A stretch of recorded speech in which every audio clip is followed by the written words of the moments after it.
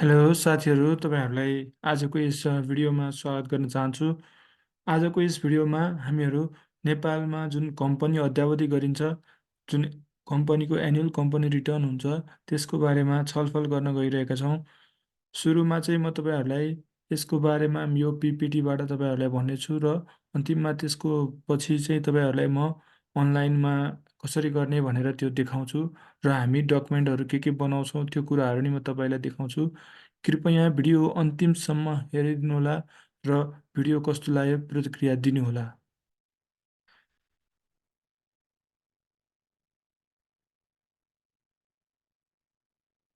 जस्तो हामीले चाहिँ यसमा के हुन्छ भन्दाखेरि जुन कम्पनी दर्ता भए पश्चात हामी वार्षिक विवरण बुझाउनु पर्ने हुन्छ। जुन वार्षिक विवरण चाहिँ हामीले आर्थिक वर्ष सम्पन्न भएको 6 महिनाभित्र हामीले कम्पनी रजिस्ट्री कार्यालयमा बुझाउनु पर्नेछ। यो चाहिँ हामीले के गर्नु पर्नेछ, अनलाइन मार्फत इलेक्ट्रोनिक मिडियमबाट हामीले बुझाउनु पर्ने हुन्छ। जुन चाहिँ हाम्रो अनलाइनमा हाम्रो जुन ओसिआर डिओडी जुन GOV.NP जुन हाम्रो उस कम्पनी रजिस्ट्रारको वेबसाइट छ, त्यहाँ गएर हामीले वार्षिक विवरण बुझाउनु पर्ने हुन्छ। यदि हामीले वार्षिक विवरण बुझाएनौँ भने चाहिँ हामीलाई विभिन्न जरिवाना लाग्छ र त्यो समयसँगै हाम्रो बढ्दै जान्छ।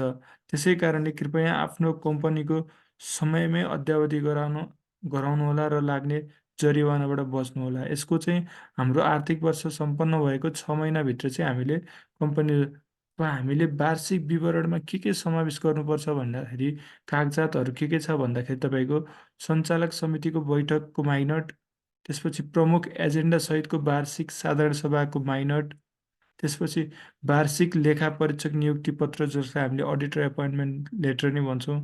त्यस्तै गरी एनुअल अडिट रिपोर्ट जुन हाम्रो लेखा परीक्षक प्रतिवेदन हुन्छ त्यो राख्नुपर्ने हुन्छ। त्यो चाहिँ हामीले युडिन सहितको राख्नुपर्ने हुन्छ। दफा 51को विवरण राख्नुपर्ने हुन्छ। दफा 92को विवरण राख्नुपर्ने हुन्छ।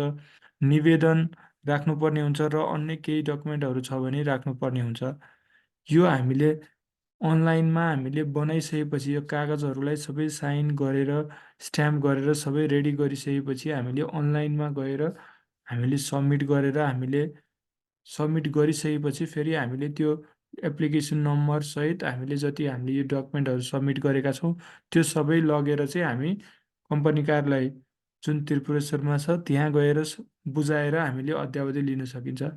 हामीले कम्पनीमा हामीले अनलाइनबाट अपलोड गरिसकेपछि हामी फाइनबाट चाहिँ बच्नेछौँ र हामीलाई जुन कम्पनी अद्यावधि चाहिन्छ त्यसको लागि चाहिँ हामीले यो सबै डकुमेन्टहरू लिएर गएर कम्पनी कार्यालयमै गएर हामीले अद्यावधि गराउन सक्छौँ। यति चाहिँ हाम्रो अहिलेको भयो। यसपछि म तपाईँहरूलाई अनलाइनमा चाहिँ हामीले कसरी गर्ने भनेर म देखाउन गइरहेको छु। जस्तो हाम्रो ओसिआरको जुन साइट भयो, हाम्रो यो चाहिँ के भयो, ओसिआरको साइट जस्तै हाम्रो यो ओसिआरको साइटमा जान्छौँ हामी। सुरुमा ओसिआरको साइटमा हामी जान्छौँ। यहाँ गइसकेपछि हामीले लगइन गर्छौँ।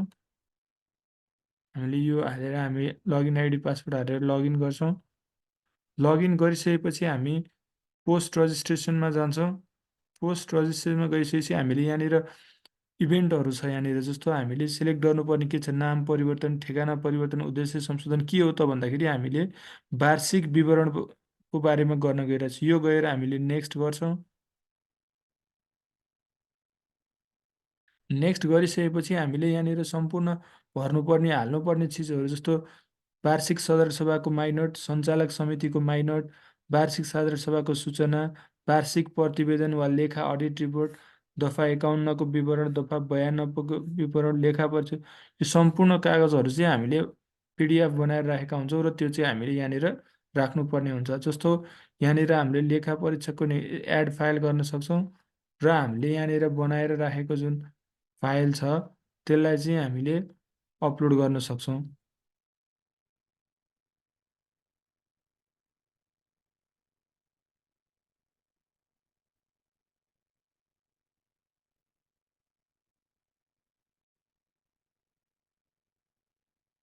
जुन हामीले बनाएर राखेको फाइलहरू छ कम्पनी ओसिआरको लागि भनेर तिनीहरू हामीले अपलोड गर्न सक्छौँ।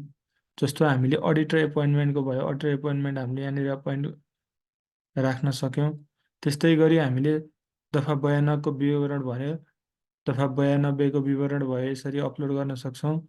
त्यसै गरी दफा 51 को विवरण भने एड फाइल गर्दै हामीले दफा 51 को विवरण यसरी भयो।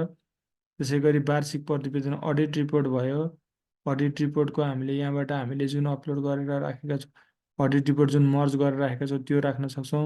त्यस्तै सञ्चालक समितिको माइनट्स भयो। वार्षिक जुन हाम्रो सञ्चालक समितिको मिटिङको माइनट छ त्यो राख्न सक्छौँ। त्यस्तै गरी हामीले वार्षिक साधारण सभाको माइनट भयो। वार्षिक साधारण सभाको माइनट भयो। यसरी हामीले यो सबै राखिसकेपछि हामीले next I agree on the terms of service गर्छौँ र नेक्स्ट गर्छौँ र हामीले नेक्स्ट गरेसँगै हामीले सबमिट गर्ने अप्सन आउँछ र हामीले सबमिट गरिसकेपछि चाहिँ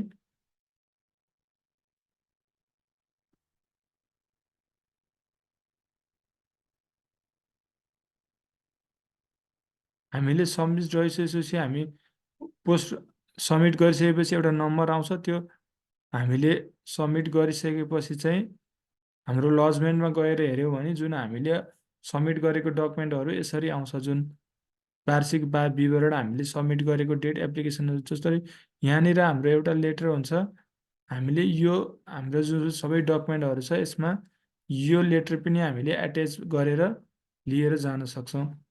लिएर जानुपर्ने हुन्छ यो डकुमेन्ट सहित हामीले लिएर जानुपर्ने हुन्छ। यो लगिसकेर हामी कम्पनी कार्यालयमा गएर हामीले हाम्रो वार्षिक अद्यावधि गराउन सक्छौँ। यसरी अद्यावधि गराइसकेपछि हामी जरिवानाबाट बच्न सक्छौँ।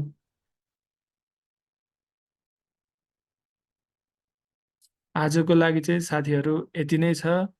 तपाईँहरूलाई यसमा यो जस्तो डकुमेन्टेसन बनाउनमा कुनै समस्या पर्यो अथवा तपाईँले यो कुनै बुझ्नु भएन भने तपाईँहरूले कमेन्ट गरेर भन्न सक्नुहुनेछ। तथा अन्य मेरो भिडियोहरू जुन D1, D2, D3 रिटर्नहरूको छ, इटिडिएसको छ त्यो पनि तपाईँहरूले हेर्न सक्नुहुनेछ मेरो च्यानलमा गई। यदि तपाईँहरूलाई राम्रो लाग्यो भने लाइक गरिदिनु होला, सब्सक्राइब गरिदिनु होला र सधैँ यसरी नै माया दिइराख्नुहोला। आजको लागि चाहिँ म यति नै गर्न चाहन्छु।